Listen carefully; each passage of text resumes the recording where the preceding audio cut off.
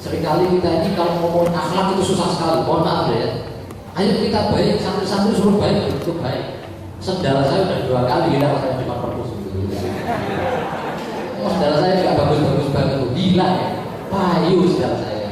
Jadi yang kurang dari kita saat ini adalah kita selalu bicara akhlak yang baik macam-macam ini. Tapi praktik akhlak kita rendah. Yang tua kurang menyayangi yang muda gak ada sopannya sama yang tua. Ini yang, dan kalau kita bicara akhlak ya, ini didengar akhlak di sini luar biasa. Kalau kita malu ini, Anda nggak terasa kalau digurui itu nggak terasa, nggak ada digurui, ada di sini sok pintar tidak, karena ini real dari pengalaman hidup. Nah kalau di sini kadang-kadang kita susah mau baik, ada referensinya kan. Kalau di sini ada referensinya, mau baik ya masa menjelaskan, oh ya orang ini ya, tapi orangnya baik. Itu saja saya kira dari saya. Oh ya, saya punya kesan yang sama dengan kata-kata Mehan ini, dengan ungkapan Renal Kasali yang seminggu ini betul-betul secara murni gitu. Dia bilang orang kalau miskin penderitaan itu susah mendapatkan kebahagiaan. Jadi berbahagia orang yang pernah menderita. Kalau orang pernah menderita itu, kalau sudah bahagia, ingat penderitaannya itu, senyum sendiri kita merenungi itu. Dulu saya berbagi saja. Waktu Alia itu saya merasa satu-satunya penyanyi di Tebing. Sekarang udah ada anak muda, ada Sugenda, itu luar biasa dia. Ada Rizka, anak-anak itu Alimin, tulisannya saya kira luar biasa mereka itu.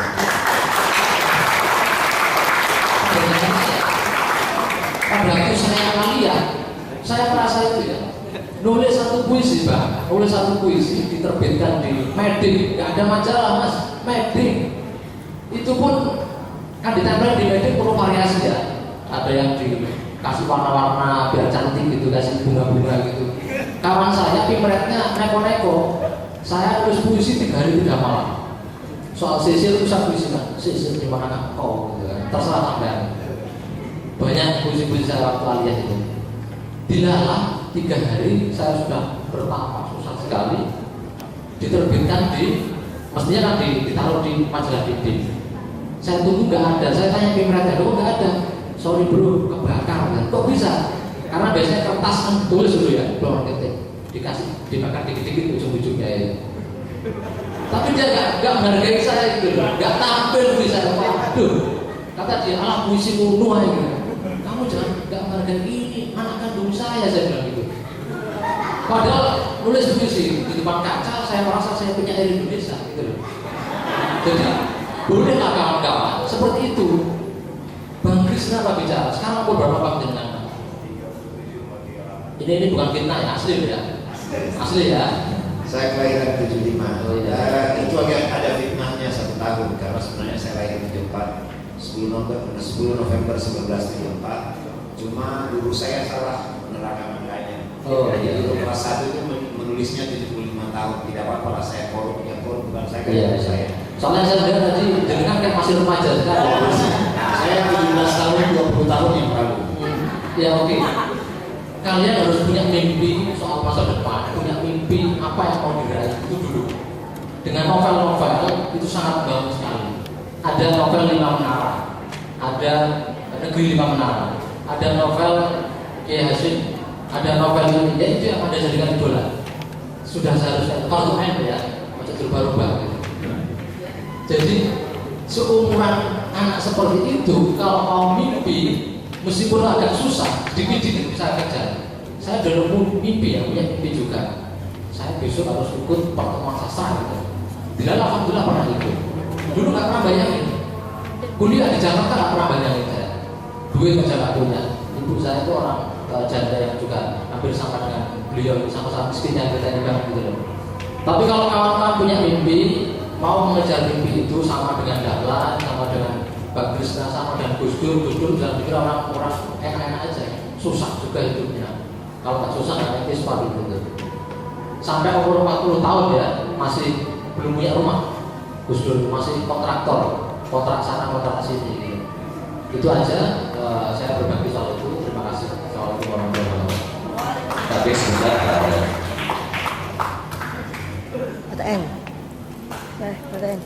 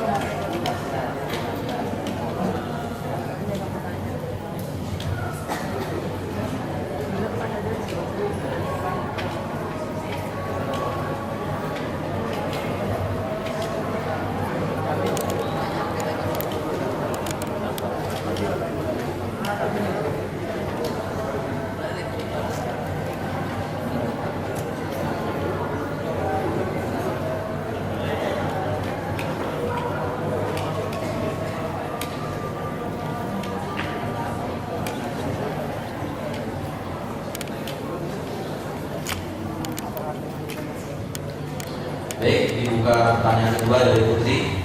Ya, yang kedua. Putri. Ya, panitia. Yang depan. Oh, ya. Maaf, nanti ada di sini ya. Oke, silakan nama dan asalnya. Ya, Assalamualaikum warahmatullahi wabarakatuh. Nama saya Nina Liandi Romana dari Fisik Surabaya. Saya mau tanya, sudahkah novel Semip Dakar ditampilkan? Misalkan belum, kira-kira kapankah novel Semip Dakar akan dirilis atau diluncurkan? Karena dari judulnya saja saya sudah membuat penasaran. Dan ya biar saya bisa menabung uangnya dari Cok, mau nanya ada mau Cok? Mau nanya. Tanya dulu. Kan dia pertanyaan. Lima. Dia. Saya harus rela Apa ya? 1,5 bulan uang dari Apakah sampean meminta izin dulu kepada si penulis? Jika tidak, kepada apa? Pada saya. Jika tidak, apakah boleh menulis novel biografi tanpa meminta izin kepada orangnya? Boleh. Apa ya? Apa? Ya kan penyitaan. Coba bahasanya catat. Ya apa yang tidak sastra? Sangat terharu dengan kamu sampai Karena penulis kan Lo tau gini kok ibu debate. tidak banyak orang satu melakukan hal seperti itu. Tim betul pada semua sini. Tapi Tadi nggak gula orang kemborong. Han Farhan. Han. Anak saya, anak putri pertama saya itu baru berumur 7 tahun. Sejak umur 2,5 tahun, alhamdulillah sudah bisa membaca. Umur 4 tahun sudah menamatkan 100 tahun kesunyian. Itu karya Gabriel Berbues. Sudah menamatkan Labirin Aposelus Popes. Sudah menamatkan novel-novel kepala lainnya termasuk Decameron Monte Cristo. Dan itu dia beli dari uang jajannya sendiri, bukan ayahnya yang membelikan novelnya. Kemudian dampaknya luar biasa karena putri saya dalam usia 7 tahun itu sudah menghasilkan 2 cerpen. Kelas 1 SD sudah menulis 2 cerpen. Cerpen pertama judulnya Ada Anjing di Tubuh Ayahku. Cerpen kedua judulnya Ibu Pamanku Berasal dari Bulan. Dan dia sedang menulis cerpen ketiga sekarang, judulnya Dunia Matamu Sebenarnya Adalah Mataku. Sik. Jadi itu strategi saya bagaimana menyisihkan uang jajan untuk membeli buku luar biasa. Lebih luar biasa lagi karena buku saya yang dibeli. Itu mungkin. Kapan kira-kira Semendahan akan berdiri? Terakhir saya bertemu dengan tim Norabus itu hari Kamis minggu ini, pekan ini. Saya bertemu dengan tim termasuk dengan tim dan tim teknis lainnya. Saya menyampaikan bahwa saya perkirakan naskahnya itu saya baru bisa tulis pada bulan Juni. Bulan Juni tahun ini.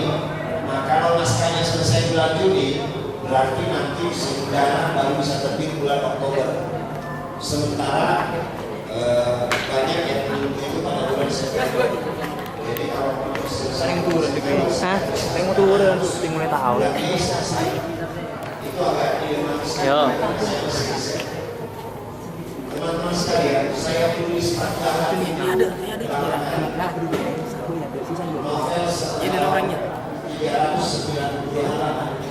Saya tulis dalam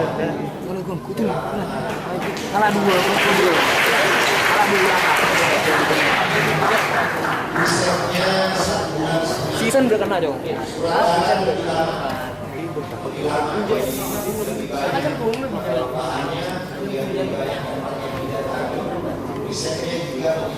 Cuma kalau biasanya, kau tanya. Iya. saya Coba. Jenempo. Hah? Jenempo. Iya. Palingan tak jamal terus. Menulisnya 2 minggu lebih, 16 hari tepatnya. Jadi nulisnya 2 kali lipat dibanding novel sebelumnya. Senyum Dahlan, saya menargetkan bisa menulis sekitaran selama 14 hari. Tapi misalnya masih lama karena banyak hal yang harus saya teliti. Di antaranya adalah mungkin banyak orang menduga yang dimaksud senyum itu adalah kebahagiaan dalam setelah berjalan-jalan di sepatu jalan, kemudian senang lagi di sepatu jalan, novel itu bahagia. Ayo. Orang Indonesia termasuk Iya, sama seperti orang India sebenarnya. Cuma Syutingan dah. kalah dari orang India. Kita